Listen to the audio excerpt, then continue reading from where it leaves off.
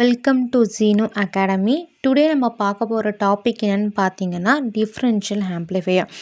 So differential amplifier அப்படின்னு என்னென்னு பார்க்குறதுக்கு முன்னாடி நம்ம what is mean by BJT amplifier, நான் ஏன் பிஜேடி ஆம்ப்ளிஃபையர் பற்றி தெரிஞ்சுக்கணும் அப்படின்னு திங்க் பண்ணிங்கன்னா, ஸோ இதோடைய டிஸ்அட்வான்டேஜ்லேருந்து தான் அந்த டிஃப்ரென்ஷியல் ஆம்ப்ளிஃபையர் அப்படிங்கிற ஒரு கான்செப்டே நம்ம இம்ப்ளிமெண்ட் பண்ணோம். ஸோ ஒரு கான்செப்ட் நம்ம படிக்கிறதுக்கு முன்னாடி அதுக்கு டிபெண்ட்டாக இருக்க கான்செப்டும் தெரிஞ்சுக்கும் போது நம்மளோட எலக்ட்ரிக்கல் அண்ட் எலக்ட்ரானிக்ஸ் நாலேஜ் இன்னமும் கொஞ்சம் இம்ப்ரூவ் ஆகும். ஓகேவா? நான் இந்த பிஜேடி ஆம்ப்ளிஃபையர் அப்படிங்கிறது ஒரு சர்க்யூட் டயக்ராம் எக்ஸ்ப்ளனேஷனோ ஈக்குவேஷன் எக்ஸ்ப்ளனேஷனோ எதுவுமே கொடுக்காம ஜஸ்ட்டு இது அவுட்புட் எப்படி வருது அண்ட் என்ன டிஸ்அட்வான்டேஜஸ் மட்டும் சொல்லிவிட்டு கான்செப்ட்குள்ளே போயிடலாம். ஓகேவா? நம்ம டிஃப்ரென்ஷியல் ஆம்ப்ளிஃபையரில் நம்மளுக்கு 2 இன்புட் வோல்டேஜ் இருக்கும். அந்த 2 இன்புட் வோல்டேஜ்லேருந்து வர சிக்னலையும் ஆம்ப்ளிஃபை பண்ணி அதில் இருக்க டிஃப்ரென்ஸை எடுத்து தான் நம்மளுக்கு அவுட்புட் நம்ம கெட் பண்ணுவோம். ஓகேவா? ஸோ அதே மாதிரி தான் இங்கேயும் இங்கே சிங்கிள் எண்டடாக தான் சிக்னல் இருக்குது. ஸோ அந்த சிக்னலை ஆம்ப்ளிஃபை பண்ணி நம்ம அவுட்புட் வருது. அந்த அவுட்புட் பார்த்தீங்கன்னா இதான் என்னோடய மெசேஜ் சிக்னல். அந்த ரெட் கலரில் இருக்குது பார்த்தீங்களா, அதான் என்னோடய மெசேஜ் சிக்னல். ஓகேவா? அந்த என்னோடய ஒரிஜினல் அவுட்புட் சிக்னலோடு சேர்த்து இந்த ப்ளூ கலர் லைன் இருக்குல்ல, இதான் என்னோடய நாய்ஸ் சிக்னல். இந்த நாய்ஸ் சிக்னலுமே ஆட் ஆன் ஆகி வருது. இதை என்னால் என்ன பண்ண முடியல, பிஜேடி ஆம்ப்ளிஃபையரால் ரெடியூஸ் பண்ண முடியலை. இதுதான் இதோட பிக்கஸ்ட் டிஸ்அட்வான்டேஜஸ். அண்ட் இன்னொரு டிஸ்அட்வான்டேஜ் என்னென்னா, இதோட கெயின் ரொம்பவே கம்மியாக இருக்குது. ஓகேவா? ஸோ இந்த 2 டிஸ்அட்வான்டேஜ்லேருந்து தான் நம்ம டிஃப்ரென்ஷியல் ஆம்ப்ளிஃபையர் அப்படிங்கிற ஒரு கான்செப்ட்குள்ளேயே போகிறோம். ஓகேவா? ஸோ இப்போ நம்ம கான்செப்ட்குள்ளே போகலாம். டிஃப்ரென்ஷியல் ஆம்ப்ளிஃபையர்னால் என்னன்னு ஃபஸ்ட்டு பார்க்கலாம். It amplify the difference between 2 signal is called differential amplifier. இப்போ இந்த சைட்லேருந்து ஒரு சிக்னல் வருது, இந்த சைட்லேருந்து ஒரு சிக்னல் வருது. இந்த 2 சிக்னலையும் ஆம்ப்ளிஃபை பண்ணி இந்த 2த்துக்கான டிஃப்ரென்ஸை கண்டுபிடிச்சி தான் நம்ம அவுட்புட் வோல்டேஜ் எடுக்கிறோம் அப்படின்னு சொல்லிட்டோம். ஓகேவா? ஸோ இதுதான் இதோட டெஃபினேஷனும் கூட. அண்ட் இங்கே ஒரு எக்ஸாம் பாயிண்ட் ஆஃப் வியூவில் பார்த்தீங்கன்னா, ஒரு சர்க்யூட் டயக்ராம் வரைகிறீங்கன்னா ஒரு சர்க்யூட் டயக்ராமோட எக்ஸ்ப்ளனேஷனும் நீங்கள் கொடுக்கணும். அப்படி கொடுக்கும்போது ஒரு எக்ஸ்டர்னல் கரெக்ட் பண்ணுறாங்கன்னா, ஓகே இந்த பிள்ளைக்கு இந்த சர்க்யூட் டயக்ராம் பற்றி நல்லா தெரிஞ்சிருக்கு, இந்த கான்செப்ட் நல்லா புரிஞ்சிருக்கு அந்த பிள்ளைக்கு அப்படின்ற ஒரு தாட் வரும். ஓகேவா? அந்த சைட் மட்டும் இல்லாமல் உங்களுக்குமே இதோட இன்ட்ரெஸ்ட்டும் சரி அண்ட் இதை பற்றி உங்களுக்கு நல்லா தெரிஞ்சுக்கணும் அப்படிங்கிற ஆர்வமே ஸ்டார்ட் ஆகும். ஓகே, அதனால தான் இதோட எக்ஸ்ப்ளனேஷனுமே பேப்பர்லேயுமே கொடுக்கறது ரொம்பவே நல்லது. நான் எப்படி அதை நான் ரெப்ரசன்ட் பண்ணணும் அப்படின்னு கேட்டிங்கன்னா, இந்த ஒரு சைடு இந்த ஃபஸ்ட்டு V1 அப்படிங்கிற ஒரு சிக்னல் ஜென்ரேட்டரில் பார்த்தீங்கன்னா எல்லா காம்போனன்ட்ஸுமே சேமாக தான் இருக்கும் செகண்ட் சிக்னலுக்கு. ஓகேவா? லைக் ஆர்சி இங்கே யூஸ் பண்ணிங்கன்னா இங்கேயும் ஆர்சி ரெசிஸ்டர் தான் யூஸ் பண்ணுவீங்க. இங்கே கலெக்டர் டு கனெக்டர் தான் கனெக்ட் ஆகியிருக்கும். அண்ட் எமிட்டர் டு எமிட்டர் தான் கனெக்ட் ஆகியிருக்கும். அதே மாதிரி எனக்கு இந்த கரண்ட் ஐசி கரண்ட் தான் பாஸ் ஆகுது அப்படிங்கிறதையும் நீங்கள் எழுதலாம். அண்ட் இங்கே ஐ கரண்ட் எமிட்டர் கரண்ட் பாஸ் ஆகுது அப்படிங்கிறத நோட் பண்ணிக்கலாம். ஓகேவா?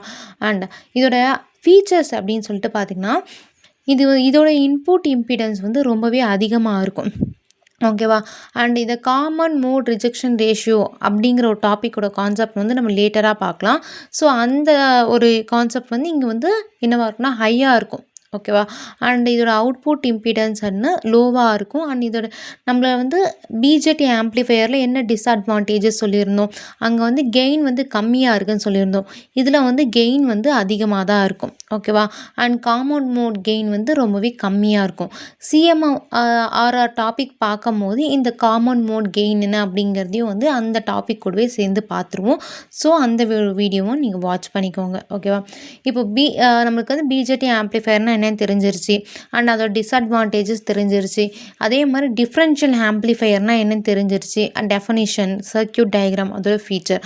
அதே மாதிரி ஒரு கான்செப்ட் படிக்கும் போதும் அது ரியல் லைஃப்பில் எங்கே அதை இம்ப்ளிமெண்ட் பண்ணுறாங்க அப்படிங்கிறதும் நீங்கள் தெரிஞ்சுக்கிறது ரொம்பவே நல்ல ஒரு விஷயம்.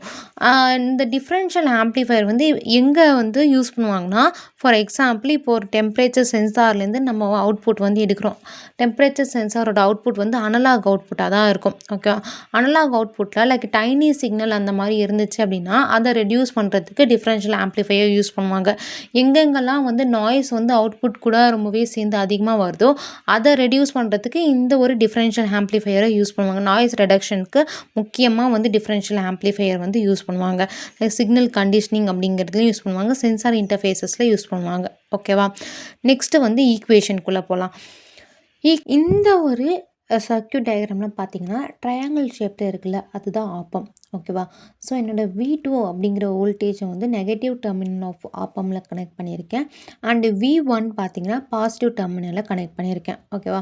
ஸோ என்னோடய V2லேருந்து ஒரு ஃபீட்பேக் வந்து அவுட்புட் கூட நான் கனெக்ட் பண்ணியிருக்கேன் த்ரூ தி ரெசிஸ்டர்ஸ் R2. ஓகேவா? ஸோ இங்கேருந்து பார்த்தீங்கன்னா என்னோடய V1லேருந்து ஒரு ரெசிஸ்டன்ஸ் கனெக்ட் பண்ணி ஒரு லைன் வந்து கிரவுண்ட் பண்ணியிருக்கேன். ஓகேவா? இந்த ஒரு சர்க்யூட் டயக்ராம் வந்து உங்களுக்கு கொஞ்சம் புரிஞ்சிருக்கும். அண்டு இந்த இடத்துல நான் ஏன் கொடுத்துருக்கேன்னு பார்த்தீங்கன்னா எனக்கு இதோட ஈக்குவேஷன் வந்து தேவைப்படுது. ஸோ இந்த எண்டுக்கான ஒரு வேல்யூ தெரியும் V2.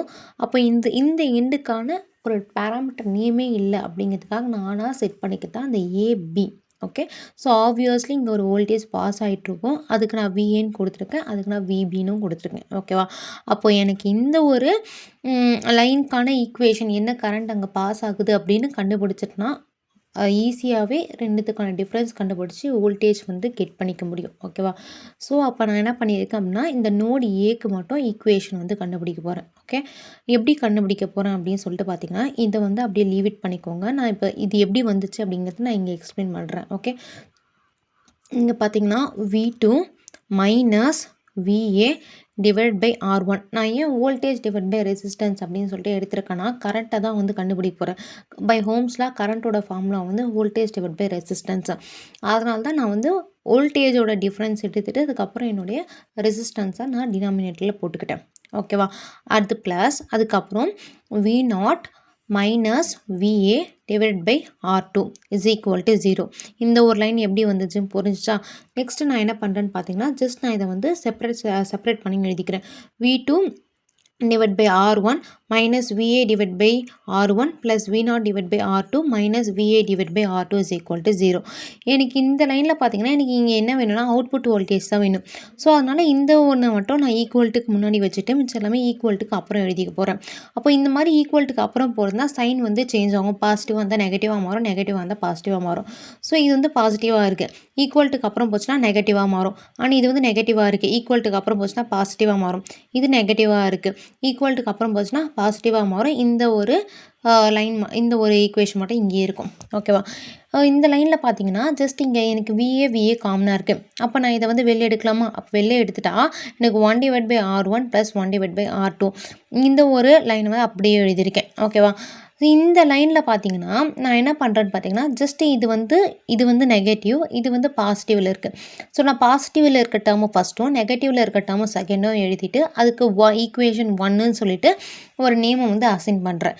இவ்வளோ தான் என்னோட நோட் ஏவோட ஈக்குவேஷன். ஓகேவா? அடுத்தது வந்து நோட் பிக்கு போவோம். நோட் பிக்குன்னு பார்த்தீங்கன்னா same V1 minus VB divide by R1 plus எனக்கு இங்கே ஒரு ஃபீட்பேக்கும் வந்து கனெக்ட் ஆகலை. நான் என்ன பண்ணிக்கிறேன், கிரவுண்டுக்கு மட்டும் தான் கனெக்ட் ஆகிருக்கா. அப்போது கிரவுண்டு இங்கே என்ன 0 தானே, நம்மளுக்கு 0 minus VB divide by R2.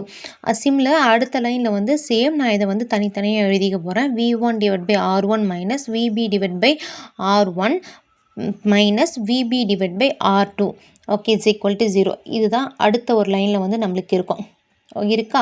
இப்போ ஆஸ் யூஷுவல் நான் என்ன பண்ணுறேன், இதுதான் எனக்கு வேணும், V1 டிவைட் பை R1 அப்படிங்கிறது தான் எனக்கு வேணும் அப்படிங்கிறதுக்காக ஜஸ்ட் அந்த VBயை வந்து ஈக்குவல்ட்டுக்கு அப்புறம் கொண்டு போயிட்டு எழுதியிருக்கேன்னா சாரி இங்கே 0 வந்துருக்கக்கூடாது, பை மிஸ்டேக் நான் எழுதியிருக்கேன். நீங்கள் நோட்டில் எழுதும் போது ரைட் பண்ணாதீங்க. இந்தியில் வந்து பார்த்தீங்கன்னா இது ரெண்டுமே காமனாக இருக்குது, VB காமனாக இருக்கா. ஸோ VB காமனாக எழுதிட்டு 1 divide by R1 plus 1 divide by R2. So இதை வந்து நான் என்ன பண்ணிக்கிறேன், எல்சிஎம் எடுத்திருக்கேன். எல்சிஎம் எடுத்தால் R1 plus R2 divide by R1 into R2. ஓகேவா? எனக்கு இங்கே என்ன வேணும்னு பார்த்தீங்கன்னா VB தான் வேணும். அப்போ VB வேணும்னா எனக்கு மல்டிப்ளிகேஷனில் இருக்க ஒரு டேர்ம் அங்கே போனால் டிவைடரில் மாறும். ஸோ ஆல்ரெடி இது நியூமரேட்டர் டினாமினேட்டர் இருக்கிறதுனால டினாமினேட்டரில் இருக்க டேர்ம் ஈக்குவல்ட்டுக்கு அப்புறம் போனால் நியூமரேட்டரில் மாறும். நியூமரேட்டரில் இருக்க டேர்ம் ஈக்குவல்ட்டுக்கு அப்புறம் போனால் டினாமினேட்டராக மாறும். அப்போ என்னோடய ஈக்குவேஷன் லைக் இந்த மாதிரி தான் வரும். ஓகேவா? அதுக்கு அடுத்தது நான் தான் இதை அஸ்யூம் பண்ணுறேன். VA இஸ் ஈக்குவல் டு VBன்னு சொல்லிட்டு அஸ்யூம் பண்ணிக்கிறேன். இந்த வோல்டேஜ் டிஃப்ரென்ஸ் அப்படிங்கிறது வந்து இந்த ஒரு ஈக்குவேஷன் இருக்குல்ல, ஸோ இதுதான் நான் வந்து VDன்னு எடுத்துக்கிறேன். இது எதோட டிஃப்ரென்ஸ்? VA மைனஸ் VBயோட டிஃப்ரென்ஸ் தானே அது. ஸோ நான் இதை VA இஸ் ஈக்குவல் டு VBன்னு எடுத்துக்கினா VA மைனஸ் VA, அப்போது என்னோடய பாசிட்டிவும் நெகட்டிவாக கேன்சல் ஆகிடும். VD இஸ் ஈக்குவல் டு 0ன்னு வந்துருச்சு. நான் இப்போ என்ன சொல்ல வரேன் அப்படின்னா, இப்போ VA அப்படிங்கிறத வந்து நான் VBன்னு சொல்லிட்டு எடுத்துக்கிறேன். ஏன் எடுத்துக்கிறேன் அப்படின்னு சொல்லிட்டு பார்த்தீங்கன்னா, ஈக்குவேஷன் 1க்கு போவோம். ஈக்குவேஷன் 1 ஸோ ஈக்குவேஷன் 1ல் பார்த்தீங்கன்னா இங்கே VA இருக்குது. ஓகேவா? ஆனால் நம்ம இங்கே கண்டுபிடிச்சிருக்கிறது வந்து VB தான் கண்டுபிடிச்சிருக்கோம். அப்போ நான் இங்கே என்ன சொல்லிட்டேன்? VA இஸ் ஈக்குவல் டு VBன்னு சொல்லிட்டேன்னா, அப்போது இந்த ஒன்று வந்து VAக்கும் பொருந்தோம்ல. ஸோ அதனால் இதை எடுத்துகிட்டு வந்து இங்கே வந்து சப்ஸ்டியூட் பண்ண போகிறேன். ஓகேவா?